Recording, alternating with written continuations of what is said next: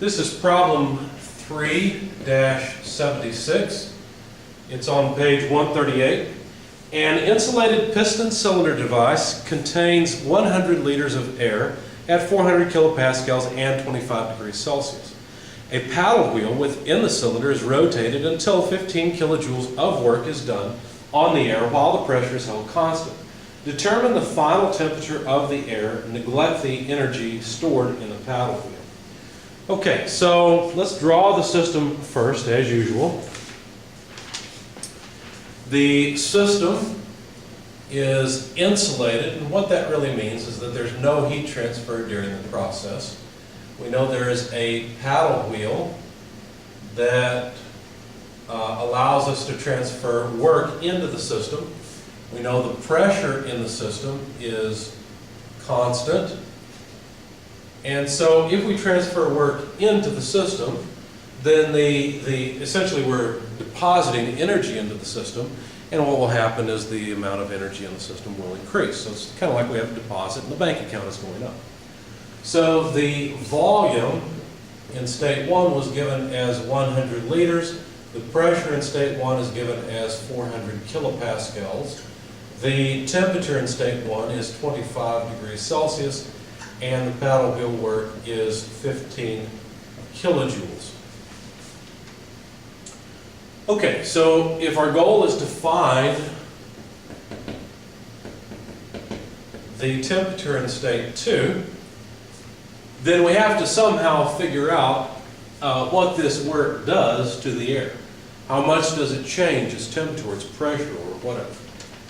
Okay, so probably the first thing you think of when you see this, since we're dealing with air, is to use the ideal gas law, and that's fine. We could find the amount of mass in the system from the ideal gas law, so let's go ahead and do that.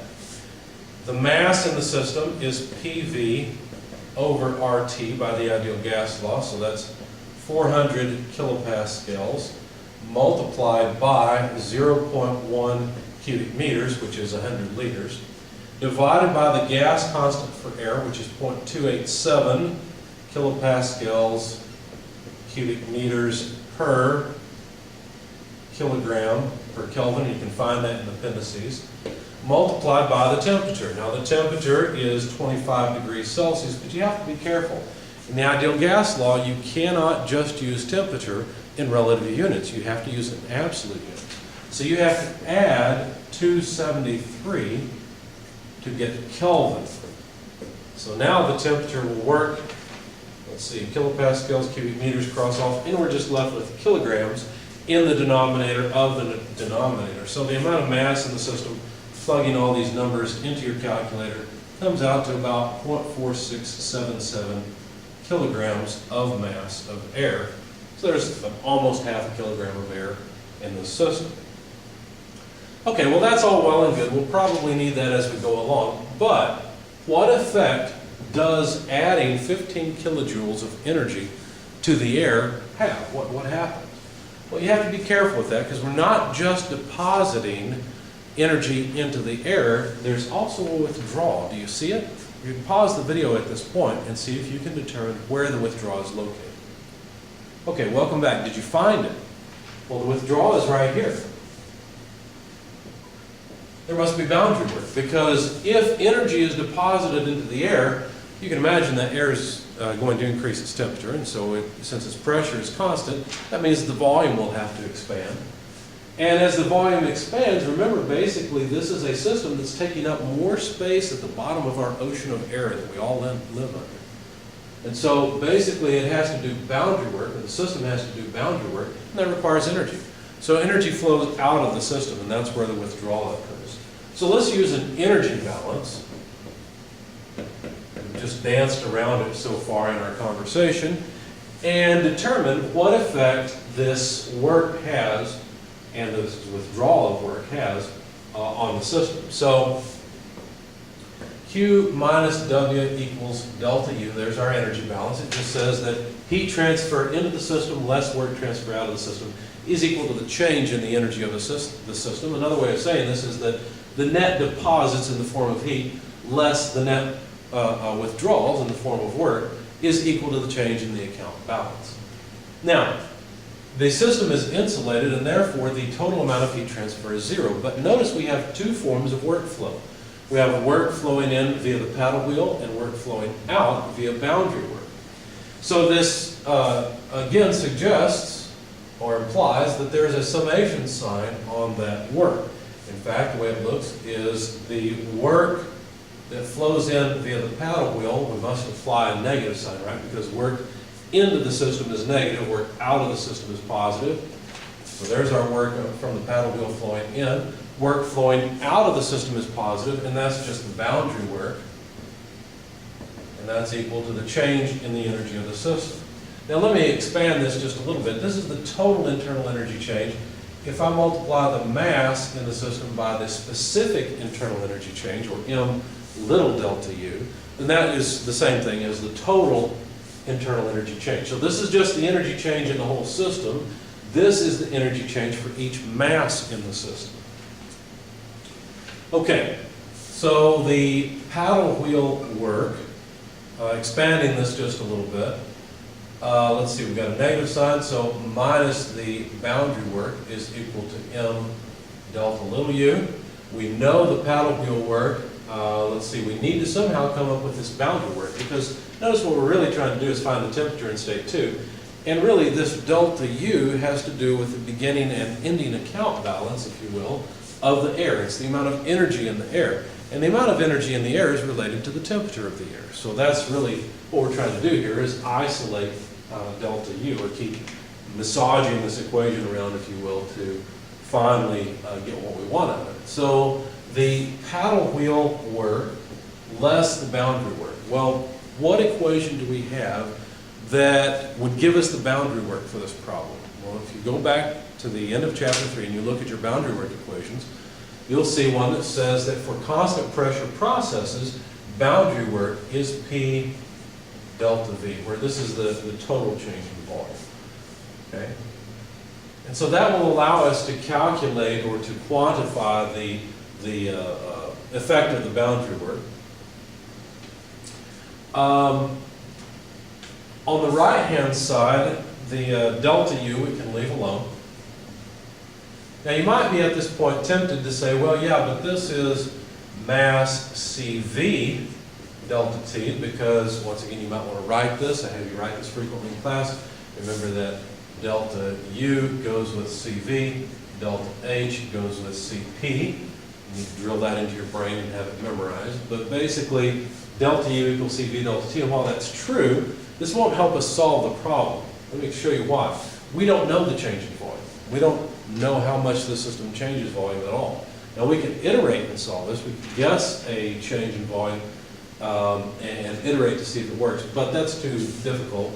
Here's a trick. Now be careful, this trick is sort of like a red herring. It's not the point of chapter 3.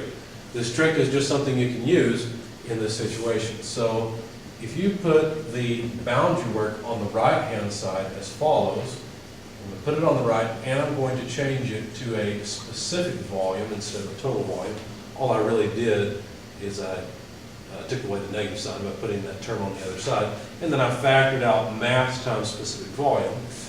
Then the other term that comes down, actually it would be here, would be mass times delta U. Notice I can factor out the mass, and what I get is delta U plus P delta little v.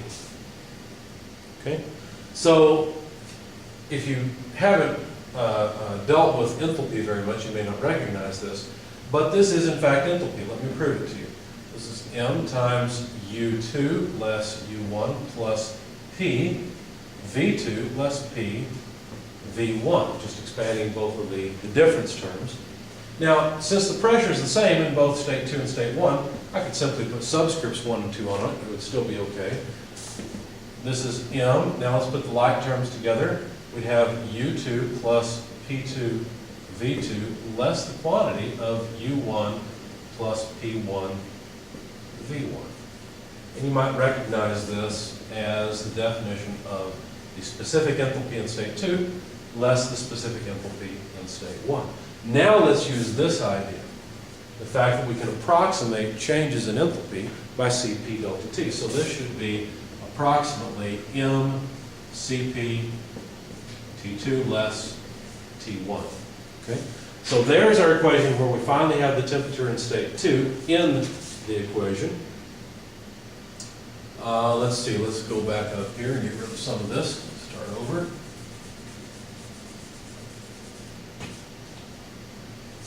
So, the temperature in state 2, if I'm going to solve for it,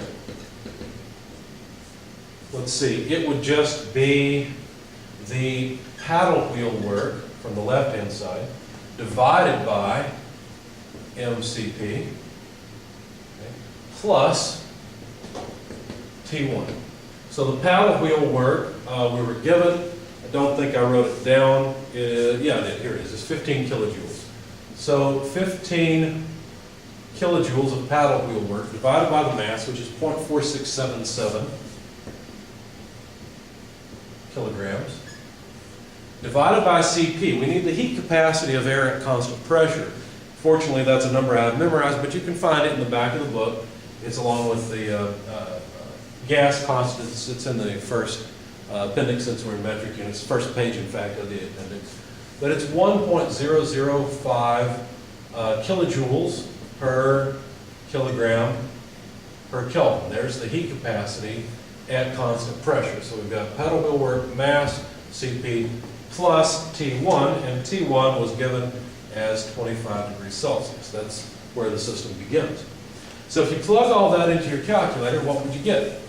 Well, the kilojoules go away, the kilograms go away. Adding Kelvin to degrees Celsius, is that okay? Is there a problem? Do we need to convert?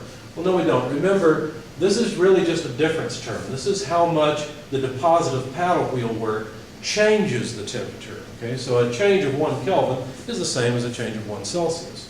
So do we have to convert this to Kelvin? No, we don't have to. We could if we wanted to. But there's really no need, because all we've really got here is a delta temperature plus a temperature. Okay?